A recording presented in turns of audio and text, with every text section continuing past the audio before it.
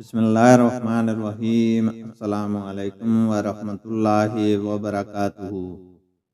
حدیث نبوی صلی اللہ علیہ وسلم ہے، رسول اللہ صلی اللہ علیہ وسلم نے کسی بادشاہ کے نام دعوت اسلام دینے کے لیے ایک خط لکھا یا لکھنے کا ارادہ کیا تو آپ صلی اللہ علیہ وسلم سے کہا گیا کہ وہ بغیر مہر کے خط نہیں پڑھتے، یعنی بے مہر کے خط کو مستند نہیں سمجھتے۔ تب آپ صلی اللہ علیہ وسلم نے چاندی کی انگوٹھی بنوائی جس میں محمد رسول اللہ کنندہ تھا۔ گویا میں آج بھی آپ صلی اللہ علیہ وسلم کے ہاتھ میں اس کی سفیدی دیکھ رہا ہوں۔